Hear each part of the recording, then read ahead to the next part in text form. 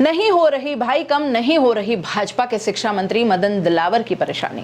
बयान क्या दिया, खुद की और भाजपा दोनों की लंका लगा डाली। इन्हें लगा कि बोल दो, अब क्या है, आदिवासी ही तो है, सुन लेंगे, फाइट बैक थोड़ी करेंगे।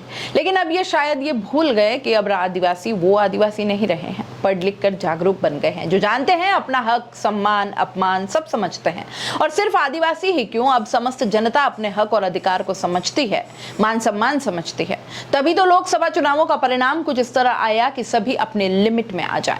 आदिवासियों पर दिया गया राजस्थान के शिक्षा मंत्री मदन दिलावर का बयान तूल पकड़ता ही जा रहा है। सांसद राजकुमार रोत, कांग्रेस प्रदेशाध्यक्ष गोविंद सिंह डोटासरा के बाद IRS अधिकारी देव प्रकाश मीणा मदन दिलावर के इस बयान पर भड़क उठे हैं। उन्होंने शिक्षा मंत्री को पद से हटाए जाने और आदिवासी समाज से माफी मांगने की मांग की है। IRS ऑफिसर देव प्रकाश मीणा ने कहा कि वो मंत्री हैं तो क्या करें, हम भी नौकरी करते हैं लेकिन किसी के गुलाम थोड़ी हैं। इस सरकारी नौकरी से हमारा मुंह बंद नहीं हो सकता। नौकरी गई तेल लेने, ऐसे आदमी को मंत्री बना रखा है, ये प्रदेश सरकार के लिए शर्म की बात है। शिक्षा मंत्री किसने बना दिया इनको?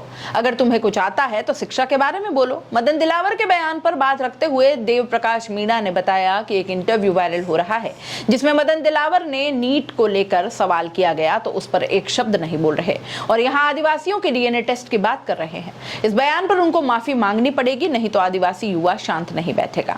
देश के किसी भी हिस्से का आदिवासी हो, धर्म पूर्णतः व्यक्तिगत मामला है।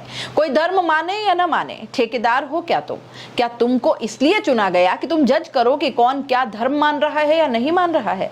IRS अधिकारी ने कहा कि दक्षिणी राजस्थान के बांसवाड़ा डूंगरपुर के आदिवासी भाई बहन के संदर्भ में मदन दिलावर ने यह बयान दिया है। हम पूरी तरह से आदिवासी भाई बहनों के साथ हैं। इस बारे में शिक्षा मंत्री को पूरे आदिवासी समाज से माफी मांगनी चाहिए। मैं सरकार से कहना चाहता हूं कि ऐसे लोगों को पद से हटाओ, नहीं तो आगे और फजीहत होगी।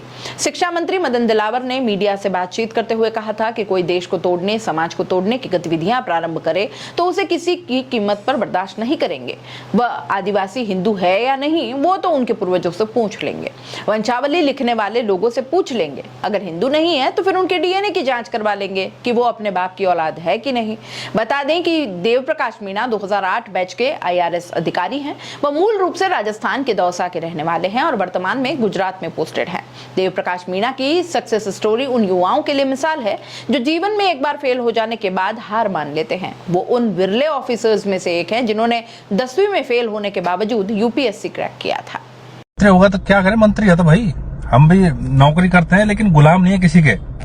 ये सरकारी नौकरी है ना, इससे हमारा मुंह बंद नहीं हो सकता। नौकरी गई तेल लेने, ये ऐसे आदमी मंत्री बना रखे, मतलब शर्म की बात है स्टेट गवर्नमेंट के लिए। इनको हटाओ, इनको मंत्री पद से, इनको सही से नहीं बोलने का। और ये मतलब ये क्या पागल समझ रखा है आदिवासियों को? कुछ ही बोल रहा है, कुछ सेंस नहीं बोलने का।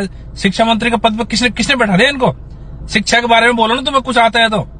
अभी मैं सुन रहा था एक इंटरव्यू आज तक वाला ले रहा है, नीट पे सवाल पूछ रहा है वो, और वहां पे मतलब उस पे एक शब्द नहीं बोल रहा, और यहाँ आदिवासियों का DNA टेस्ट करेगा ये।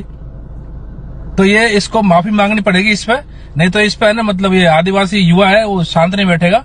साउथ राजस्थान का आदिवासी हो या फिर पूर्वी राजस्थान का आदिवासी हो, फिर देश के किसी भी हिस्से का आदिवासी हो, धर्म पूर्णतः व्यक्तिगत मामला है। कोई नेता चाहे कोई पार्टी का हो, वो कोई जज नहीं कर सकता किसी आदिवासी को कि किसका धर्म मान रहा है, किसका नहीं मान रहा। कोई माने नहीं माने उसकी मर्जी है ना। तुम कौन, तो ठेकेदार हो तुम्हें इसलिए चुना है कि तुम ये जज करो कि किसका धर्म क्या है, कौन सा धर्म है, कौन किसको मान रहा है, कौन नहीं मान रहा। तो ये बहुत ही शर्म की बात है और ये मतलब ऐसे ये बर्दाश्त नहीं किया जाएगा।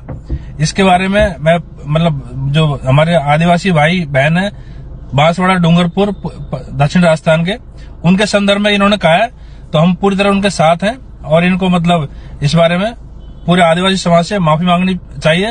नहीं तो मैं कहूंगा सरकार से ऐसे हटाओ ऐसे लोगों को, नहीं तो मतलब और फजीयत होगी। तो दोस्तों, खास मुद्दे की बात और उन लोगों के काम की बात जो बनना चाहते हैं सोशल मीडिया यानी यूट्यूब और इंस्टाग्राम पर एक बड़ा इन्फ्लुएंसर और महीने के हजारों लाखों कमाना चाहते हैं, तो आपके लिए बेबाक राजस्थान SK क्रिएटर्स के साथ में लेकर वो चीज आए हैं, यानी कि मास्टर क्लास कोर्स लेकर आए हैं जो आपको बनाएगा इंस्टाग्राम और यूट्यूब का बादशाह। आप YouTube के चैनल पर 0 से लाखों सब्सक्राइबर और Instagram पर भी 0 से लाखों फॉलोअर्स कैसे बनाने हैं, कैसे बनेंगे, YouTube चैनल बनाने से लेकर लाखों सब्सक्राइबर गेन करने तक हर छोटी से छोटी जानकारी इस मास्टर क्लास के अंदर आपको सिखाई जाएगी। सब कुछ सिखाएंगे। 2 महीने की ये मास्टर क्लास है। हर हफ्ते 5 क्लास होंगी। आप बन सकते हैं 0 से हीरो। हर वो टेक्निकल नॉलेज जिसके बूते पर आप अपना चैनल ग्रो कर सकते हैं और लाखों कमा सकते हैं। तो देर किस बात की, नीचे लिखे नंबर पर कांटेक्ट करो और अपनी सीट बुक करवा लो, क्योंकि बहुत सीमित सीटें हैं। बाकी फीस कितनी है, आपको और क्या क्या जरूरी जानकारी चाहिए, वो सब कुछ आप इस नंबर पर पूछ सकते हो।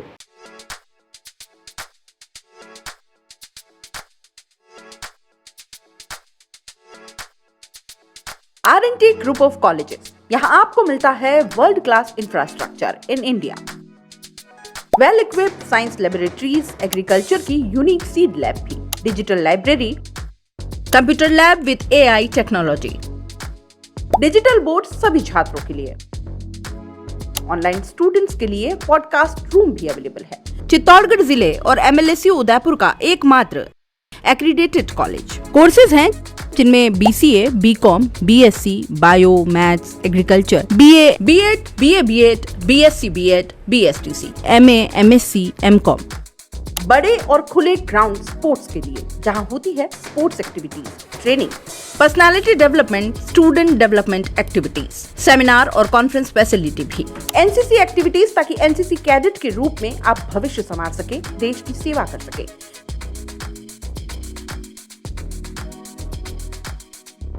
ये विजन है R&T and Vivekanand group of colleges के चेयरपर्सन डॉक्टर वसीम खान का। तो आज ही ज्वाइन करें R&T and Vivekanand group of colleges.